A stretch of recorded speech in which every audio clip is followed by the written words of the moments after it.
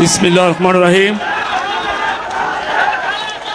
ঢাকা মহানগর উত্তর অন্তর্গত দক্ষিণখান থানা কর্তৃক আয়োজিত এই 31 দফা রাষ্ট্র কাঠামো মেরামতের আজকের এই সভায় মধ্যমণি প্রধান অতিথি ঢাকা মহানগর উত্তরের সংগ্রামী আহ্বায়ক জনাব আমিনুল হক উপস্থিত, মহানগর উত্তরের যুগ্ম আহ্বায়ক এই এলাকার নেতা, আপনাদের মাটি ও মানুষের নেতা মোস্তাফিজুর রহমান সেগুন, এই এলাকা থেকে যিনি নির্বাচন করেছেন ইতিপূর্বে আমাদের দলের মনোনয়ন নিয়ে জনাব এস.এম. জাহাঙ্গীর উপস্থিত, ফার্মগেট এলাকার কৃতি সন্তান সাবেক কয়েকবারের কাউন্সিলর আমাদের আনোয়ার ভাই উপস্থিত, যুগ্ম আহ্বায়ক এ.বি.এম. রাজ্জাক উপস্থিত, আজকের সভাপতি জনাব হেলাল তালুকদার উপস্থিত আছেন, যুগ্ম আহ্বায়ক ফেরদৌসী আহমেদ মিষ্টি, এই এলাকার টিম লিডার আক্তার হোসেন, আফাজউদ্দিন আফাস, যুগ্ম আহ্বায়ক আমাদের এই এলাকা থেকে যিনি নির্বাচিত হয়েছিলেন 48 নং ওয়ার্ডের কাউন্সিলর জনাব আলী আকবর আলী ভাই, আমাদের রতন চেয়ারম্যান ভাই, যিনি নির্বাচনে পাশ করার পরও ওনাকে বিজয়ী ঘোষণা করা হয়নি, কিন্তু জনগণের ভোটে তিনি পাশ করেছিলেন, আমি বিভিন্ন সময় বলে থাকি, সে আমাদের রতন চেয়ারম্যান ভাই, আমাদের রফিক মেম্বার সাহেব, আমাদের মহানগর উত্তরের সংগ্রামী সদস্য, ও পাশে আছে সালাম সরকার, আজমপুর নবাব হাবিবুল্লাহ উচ্চ বিদ্যালয়ের সংগ্রামী ম্যানেজিং কমিটির চেয়ারম্যান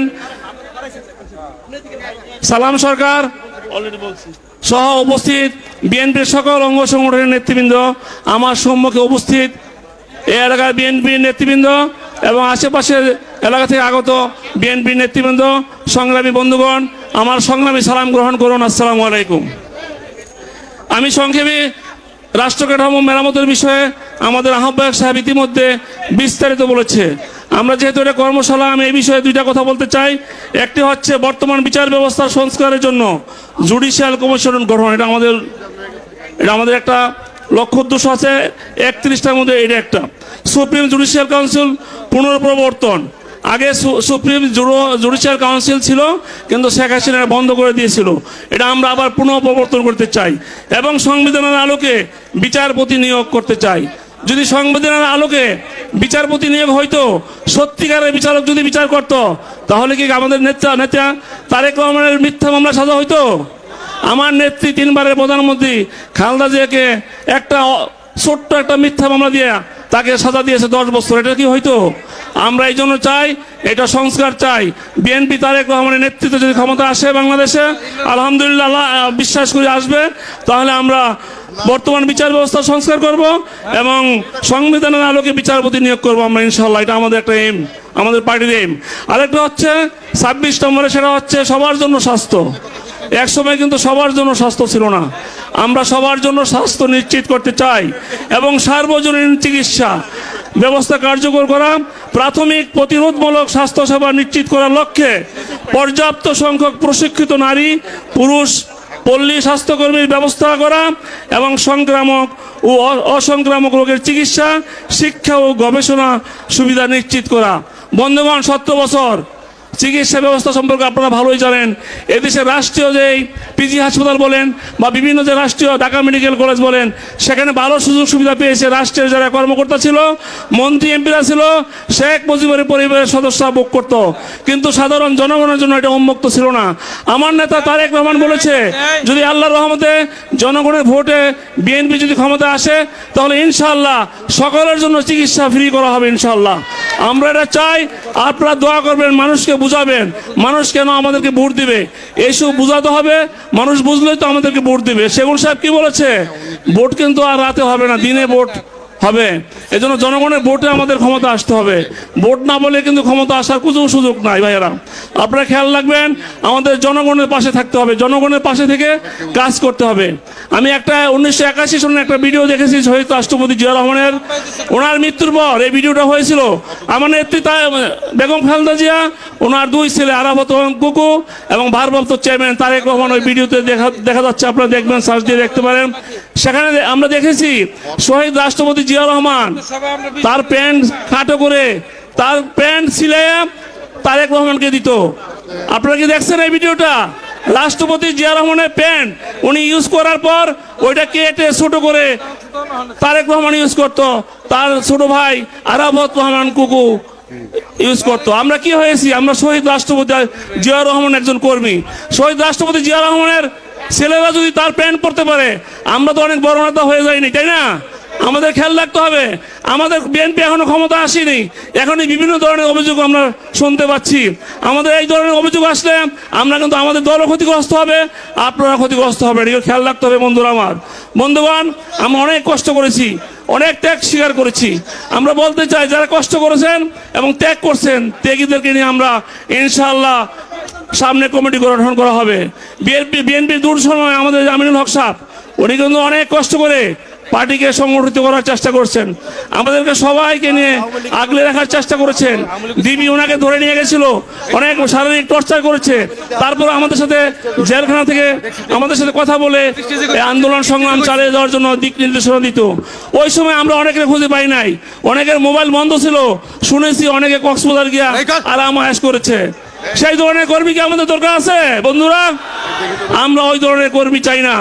আমরা চাই সত্যিকারের কর্মী, যারা দুঃসময় ছিল আমাদের পাশে, যারা দুঃসময় দেশের পাশে ছিল, যারা দুঃসময় দলের পাশে ছিল, তাদেরকে নিয়ে আমরা আগামীতে কমিটি গঠন করতে চাই, তাদেরকে নিয়ে আমরা দেশ গঠন করতে চাই। বন্ধুরা আমার, সংগ্রামী বন্ধুগণ, রোজায় আপনারাও সবাই ক্লান্ত, কথাও বেশি বলতে চাই না। আমরা শুধু শহীদ রাষ্ট্রপতির আদর্শের কর্মী হিসাবে, শহীদ রাষ্ট্রপতি যেভাবে চলেছেন ওনাকে আমাদের ফলো করা উচিত। দেশ নেত্রী বেগম খালেদা জিয়া যেভাবে চলেছে তাকে আমাদেরকে ফলো করা উচিত। আপনারা জানেন কিনা জানি না, তারেক রহমান লন্ডনে কি অবস্থা আছে আমরা জানি, আমি দেখেছি। উনি সাধারণ জীবনযাপন করে, উনি যদি রাষ্ট্রের সাথে আপোষ করতো, আওয়ামী লীগের সাথে আপোষ করতো, উনি রাজকীয় জীবনযাপন করতো। দেশটাতে যদি আপোষ করতো, রাজকীয় জীবনযাপন করতো। আমাদের নেতা সাধারণ জীবনযাপন করে, সাধারণ একটা গাড়ি ইউজ করে। আর আমাদের কি হয়েছে? আমাদের এখনই কোটি কোটি টাকা দরকার কেন? আমাদের এগুলো খেয়াল রাখতে হবে। আমাদের ক্ষমতা আসতে হবে দেশের স্বার্থে, আমাদের স্বার্থে, আমাদের পরিবারদের স্বার্থে। আমাদের সকলের মামলা হয়েছে, এখানে কোনো লোক নয় স্টেজে যাদের নামে মিথ্যা মামলা হয় নাই, শতে শতে মামলা হয়েছে। আপনাদের নামে মামলা হয়েছে, আমরা জেল খেটেছি, আমরা জেলখানে দেখেছি। আমাদের অনেক নেতাকর্মীদেরকে তারা কষ্ট দিয়েছে, ডান্ডা বেরিয়ে পড়িয়ে রেখেছে।